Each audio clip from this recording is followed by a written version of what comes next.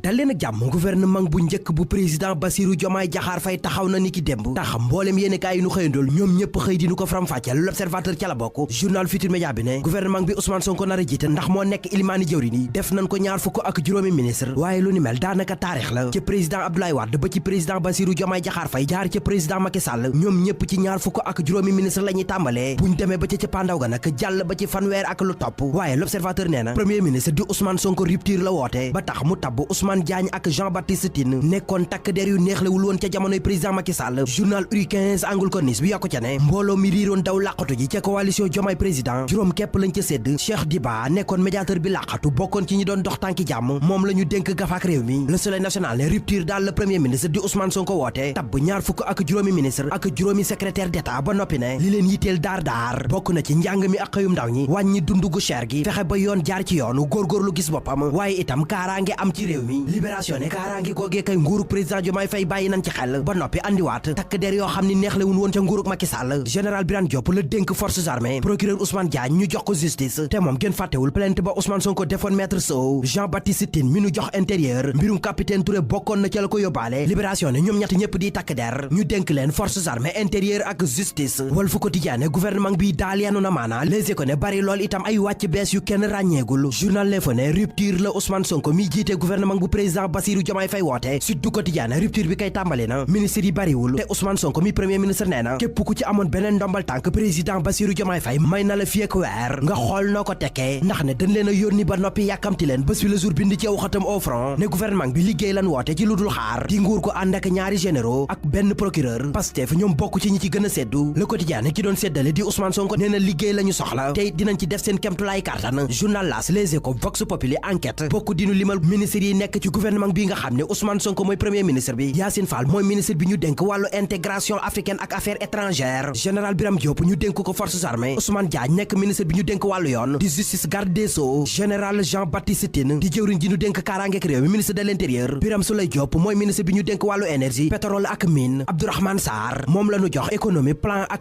coopération Cheikh Diba mooy jëwriñ ji ñu dénk gafaak réew mi di finance ak budget El Malick Ndiaye mooy jëwriñ ji ñu dénk dem mbékk dikk bi ci suuf si ak ci jaww ji Daouda Ngom moom la ñu jox alam bi Moustapha Sarré moom la ñu jox wàllu formation professionnelle yore itam kàddu gouvernement bi Cheikh Tidiane Dièye ñu dénk ko ndox mi ak assainissement Alioune Sall nekk jëwriñ ji ñu dénk wàllu jokkook jokkalante gi Abdourahmane Diouf moom la ñu jox étudiants yi njàng mu kawe mi Serigne Gueye Diop maire bu Sandiara ñu jox ko industrie ak commerce Fatou Diouf jëwriñ ji ñu dénk wàllu napp gi Maymouna Dièye ñu dénk ko njaboot gi Yankoba Diémé wàllu liggéey xëy mi ak jokko gi ci yeneen i institution Balla Moussa Fofana ñu jox ko wàllu urbanisme collectivité territoriale ak aménagement du territoire Moustapha Guirassy moom la ñu jox njàng mu suufe mi ak mu diggu doomu mi Ibrahima Sy ñu jox ko wàllu wér-gi-yaram Olivier Bocal yore fonction publique Khady Diène Gaye ñu booleel ko ndaw ñi tàggat yaram ak caada gi Mabouba Diagne sàlloo napp gi mbay mi ak souveraineté alimentaire Aline Dione yore microfinance économie sociale ak solidaire Mountaga Diaw nekk ministre tourisme ak artisanat Les Échos ci biir liste nag liñ ci nemmeeku moo di ne ñeenti jigéen képp ci nekk Pastef ëppale ci ay ministre enquête ne bari lool itam ñu bees susu aane nguuru président Bassirou Diomaye Faye nañu moytu bu baax ca pencum ndaw réew mi di Assemblée nationale ndax amuñu fa majorité te loole mën naa metti ci gouvernement bi Ousmane Sonko nekk premier ministre bi Mahammed Boun Abdallah Dionne nekkoon na premier ministre ci nguuru président Macky Sall démb la génn àdduna ca France gannaaw feebar bu ko tëraloon tax mboolem yéenekaay yu ñu xëyandool ñoom ñëpp xëy dinu ko tàggi di naan Mahammed Boun Abdallah Dionne homme d'état la woon jàmbaar la woon ku gëm yàlla la woon